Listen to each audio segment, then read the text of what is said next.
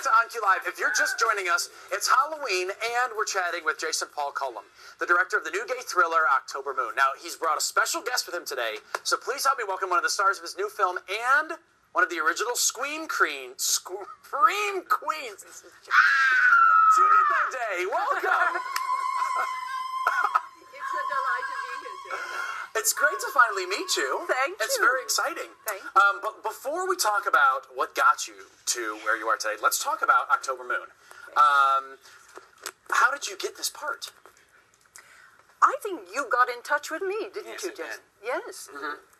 Yeah, I had worked with her on Something to Scream About, a documentary that I did on Scream Queens, and I worked with her, did an interview for Femme Fatales magazine, and when I was writing the script for October Moon, she was perfect. I kind of based the character, I wrote the character knowing that she could pull it off and just cross my fingers that she'd do it. Yeah.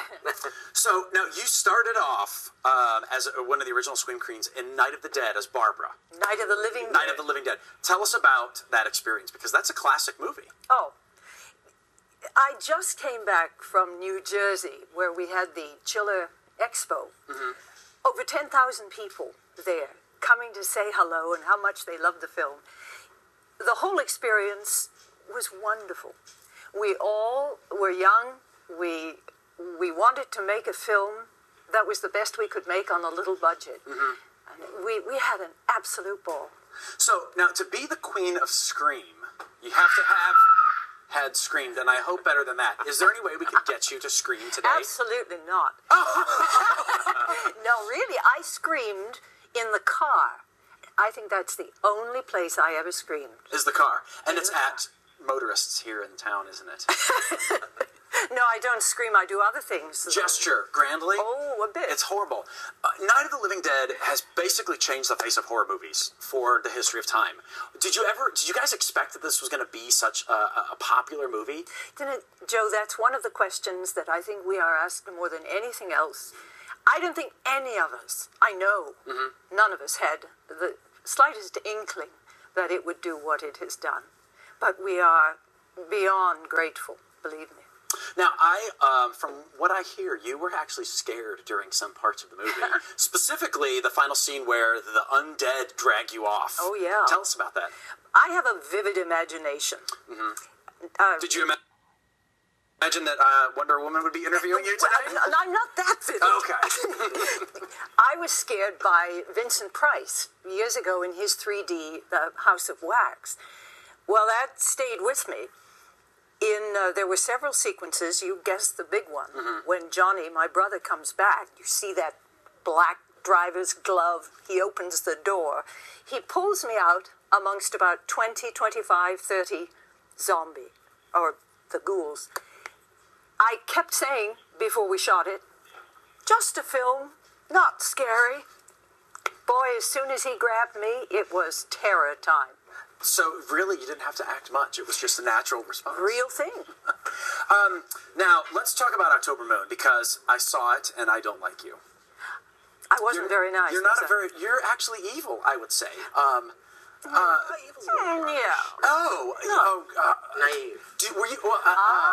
Naive. Naive? Yes. And a mother whose son comes out of the closet and over dinner with his fiancée pretty much says he's going to hell. And he's going to burn there. Yeah. Not him, because we don't know at the time that he's gay officially yet. Right. Were you afraid about playing this role because maybe your fans would not like you, or there'd be this evil perception of you from now on? No, not a bit. It's a role. It's a character. You take on the character for what she is. I never once thought anything about it. Because I know deep down I'm nice. Well, you are very nice, and I've met you, so you did a very good job of playing an evil Good, I'm woman. glad. What do you think about the state of horror movies now? I'd like each of you to tell me what you think about the scary movies now. Go ahead. Sucky. Sucky. Yeah, sucky. I'm tired of remakes.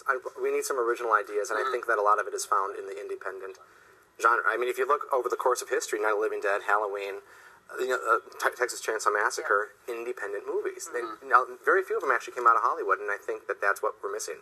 And we keep hating these remakes, and that's why, because they're all Hollywoodized. We need something original, something that's going to completely freak out America.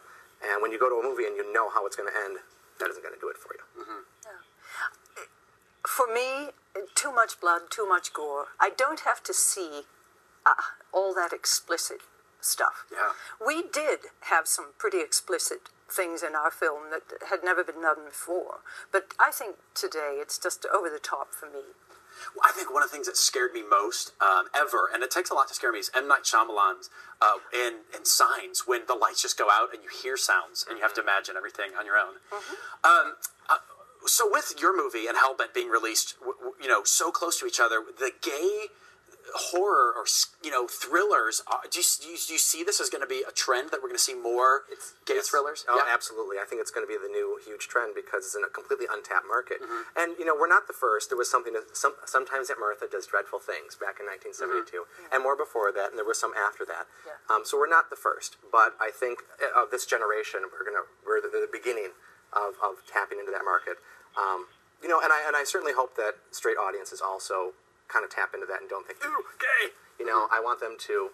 At least I don't know about Hellbent, but at least with October Moon, I designed it so that straight people can watch it and not be freaked out at sex and ooh, queers and all that kind of stuff. So I would like to think too that not only horror for gay film, but that we'll have more decent stories about gay people, that they just happen to be gay, and people will begin to forget that they're really gay and get caught up in the story, which is something I think happens in October Moon.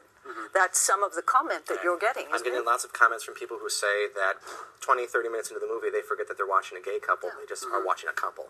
And that is the best.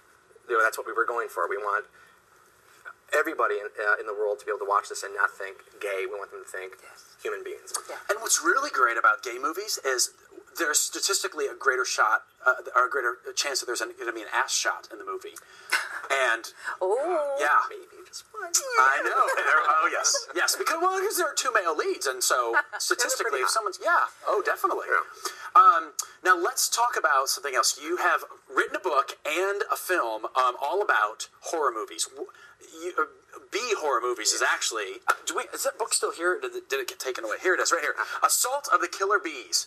Tell us about this. It is interviews with 20 cult film actresses, from fabulous Miss Judith O'Dea to Elvira and Brink Stevens and a plethora of the B-movie girls that we all grew up and loved. And same with the documentary, Something to Scream About. And it just kind of, the book and the documentary show that these women are more than just bimbos.